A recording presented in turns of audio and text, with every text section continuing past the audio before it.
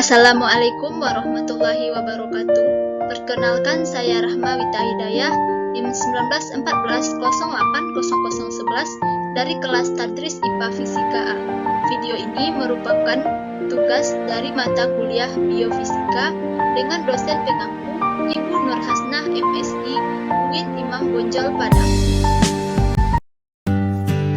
Baiklah, di sini saya akan menjelaskan materi tentang struktur dan fungsi sel. Yang pertama yaitu pengertian sel, yang kedua pembagian jenis-jenis sel, yang ketiga struktur dan fungsi organel sel, dan yang terakhir ayat Al-Quran yang berhubungan dengan struktur dan fungsi organel sel. Kita masuk materi yang pertama yaitu pengertian sel. Sel berasal dari kata Latin cella yang berarti ruangan kecil.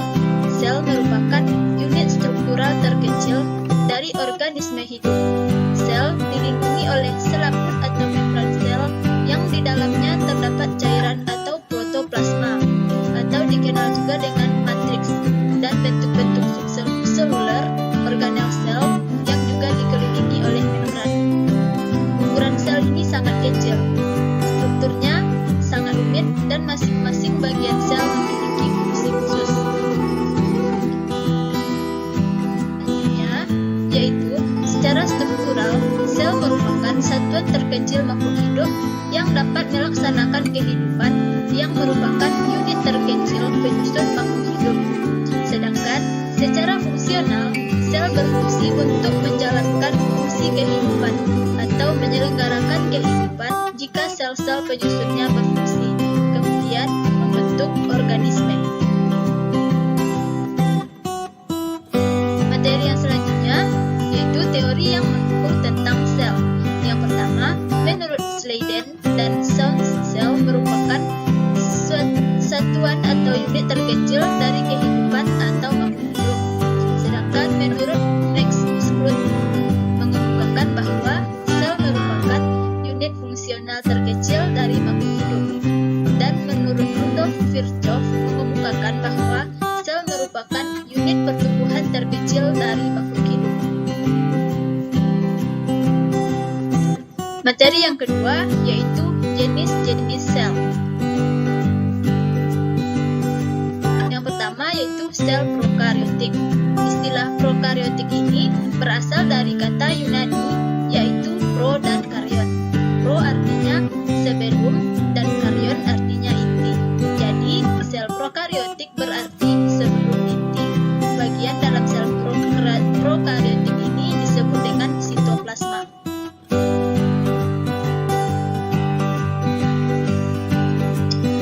Prokariota umumnya memiliki satu molekul DNA dengan struktur ingar yang terkonsentrasi pada nukleoid. Selain itu, prokariota seringkali juga memiliki bahan genetik tambahan yang disebut plasmid yang juga berstruktur DNA lingkar. Pada umumnya, plasmid tidak dibutuhkan oleh sel untuk pertumbuhan meskipun seringkali plasmid membawa gen tertentu yang memberikan keuntungan tambahan pada keadaan tertentu seperti resistansi terhadap antibiotik. Ciri-ciri sel prokariotik ini yaitu yang pertama memiliki sitoplasma, yang kedua memiliki membran plasma, dan memiliki nukleoid yaitu DNA dan RNA. Sel prokariotik secara umum memiliki ukuran yang lebih kecil dibandingkan sel eukariotik, dan yang terakhir tidak memiliki membran inti dan sistem endomembran. Selanjutnya, struktur dinding sel ini terdiri dari peptidoglikan atau senyawa yang menyebabkan dinding sel bersifat kaku, lipid atau lemak, dan protein. Struktur membran plasma ini terdiri dari molekul lemak protein.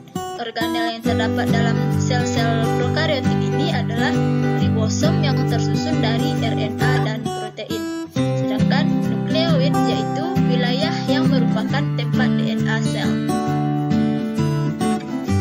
Yang kedua yaitu sel eukariotik. Sel eukariotik Eukariotik ini berasal dari bahasa Yunani yaitu eu sebenarnya dan karyot yang memiliki nukleus. Diameter sel eukariot ini biasanya 10 hingga 100 makrometer, 10 kali lebih besar daripada bakteri. Sitoplasma eukariot adalah daerah di antara nukleus dan membran sel.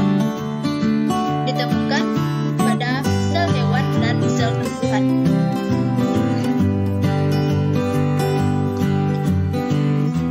Seperti ini lebih kurang gambaran umum sel tumbuhan dan sel hewan. Ciri-ciri dari sel eukariotik ini yaitu yang pertama, membran sel merupakan lapisan lipoprotein yang terdiri dari fosfolipid dan protein. Kemudian dinding sel eukariot terdiri dari senyawa-senyawa anorganik, meliputi sitoplasma yang terdiri dari cairan yang disebut dengan sitosol, kemudian memiliki nukleus yang berisi nukleolus. Materi yang ketiga yaitu struktur dan fungsi organel sel. Pertama yaitu membran sel. Membran sel adalah yang membatasi sel yang disebut sebagai membran plasma. Membran sel ini berfungsi sebagai rintangan selektif yang memungkinkan aliran oksigen, nutrien, dan limbah yang cukup untuk melayani seluruh volume sel.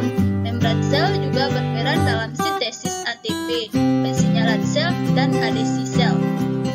Kemudian yang kedua yaitu dinding sel. Dinding sel berfungsi sebagai pelindung komponen di dalam sel yang memberikan bentuk sel, membantu menjaga keseimbangan cairan atau regulasi osmotik, dan juga mencegah sel kehilangan air. Yang ketiga, nukleus atau inti sel. Berfungsi mengendalikan proses berlangsungnya metabolisme sel, menyimpan informasi genetik sebagai pusat sintesis asam nukleat DNA dan RNA, mengontrol pertumbuhan sel, dan tempat penyimpanan protein. Yang keempat, sitoplasma, yaitu cairan dalam sel yang letaknya di antara nukleus dan membran plasma, yang berfungsi sebagai tempat berlangsungnya reaksi kimia, menyimpan berbagai jenis zat kimia yang digunakan untuk proses metabolisme sel, pelarut untuk semua protein dan senyawa dalam sel, dan perantara transfer bahan dari luar sel ke organel atau inti sel. Yang kelima, sitoskeleton, yaitu rangka sel yang berbentuk benang-benang halus atau filamen-filamen protein dan menyebar di sitosol. Berfungsi untuk mengatur pergerakan yang ada di dalam sel dan mempertahankan organel-organel sel untuk tetap stay di tempatnya masing-masing. Yang keenam, ribosom, berfungsi sebagai tempat sel membuat protein. Yang ketujuh, retikulum endoplasma, yang berfungsi sebagai tempat pembuatan atau sintesa lemak, metabolisme karbohidrat, dan penetralan atau detoksifikasi racun, transportasi sel, dan sintesa protein. Yang ke-8, badan Golgi, yang berfungsi untuk pengeluaran zat dan metabolisme sel. Yang selanjutnya, mitokondria, berfungsi sebagai pusat pembakaran atau pernafasan sel atau respirasi seluler. Yang 10, vakuola, berfungsi membantu sel untuk tumbuh membesar dan menyimpan bahan-bahan penting dan produk sisa metabolisme sel. Kemudian lisosom, yang berfungsi untuk menghancurkan bakteri dan organel sel yang rusak. Kemudian kloroplas, yang berfungsi sebagai tempat berfotosintesis. Materi yang terakhir adalah ayat Al-Quran yang berhubungan dengan struktur dan fungsi sel, yaitu terdapat dalam surah Yasin ayat 36, di mana pada ayat ini diterangkan bukti lain tentang kekuasaan Allah, yaitu Dia telah menciptakan makhluknya berpasang-pasangan, baik pasangan jenis maupun berpasangan sifat, seperti besar dan kecil, kuat dan lemah.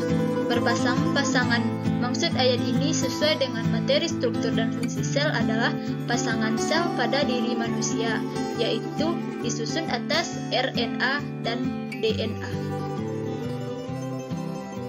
Nah, itulah tadi pembahasan tentang struktur dan fungsi sel. Terima kasih. Wassalamualaikum warahmatullahi wabarakatuh.